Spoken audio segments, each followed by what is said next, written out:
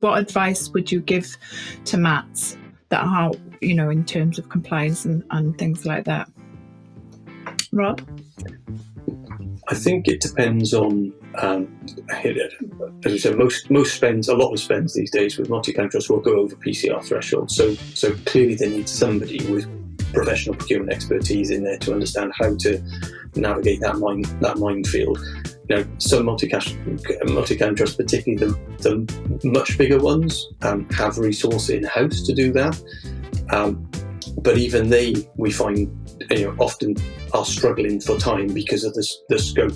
Even MATs that we talk to that have got 1, 2, 3 people in a procurement team actually are still coming in and saying, the breadth of our role is so big, we need more support.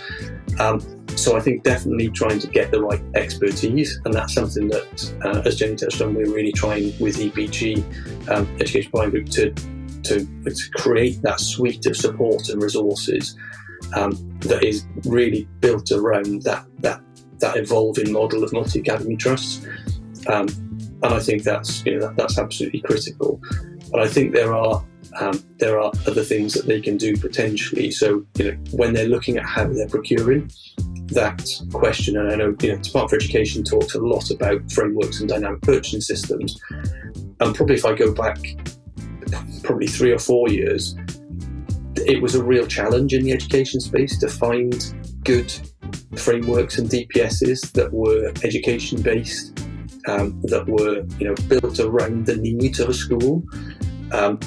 And that has evolved, that's improved, and there's some work from the Department for Education that they've done that has helped with that, certainly. But I think what we saw is still that need, and particularly that need for multi-academy trusts to think about their procurement needs, which is why we run the frameworks and the DPSs that we do, because we think there is quite a unique need in multi-academy trusts for that procurement support. So I would say frameworks and DPSs are definitely helpful, not just because they're more efficient to run the tender process through or a call-off process through, but than running their own bespoke tender. They're also, from a risk perspective, they're less risky because the vetting of the suppliers has already been done. You're picking off an identified, short list of suppliers who've gone through a due diligence process that are capable of delivering the services that you're looking for. So there's protection in using a framework and a DPS compared against an individual tender. And I think there is a risk with tenders, particularly as inflation goes up and pressure on private sector increases. There's a risk of more challenge of procurement practices and procurement tenders from the private sector, which we regularly see whenever there is a kind of a crunch time in the economy. Generally, the level of challenges rises because the private sector is under pressure. So I think there's a provision and a protection within that frameworks and DPSs give. But I do think, again, it comes back to how do we work together, and that's really why, again, is the heart of Education Buying Group in for schools and by schools. And I know we say it a lot, but it is true.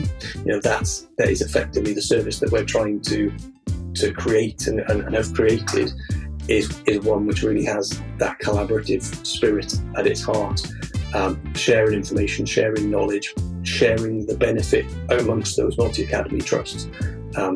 To be able to support schools in delivering that education to the best of their ability.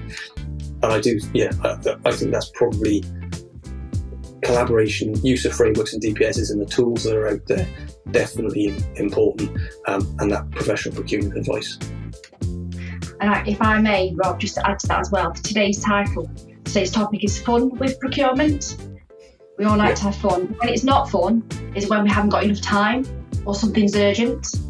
And so that's why it's very important that we understand a MAT's needs and when their contracts are falling due, so that we aren't having to, turn around things very quickly, causing, like you say, potentially an increased risk, but more importantly, a stress, not only to the school business manager internally and the MAT board, but also, those that are working with them as well. So I would say, please, give it time certain with catering and cleaning, it involves people and there's HR processes that need to go through.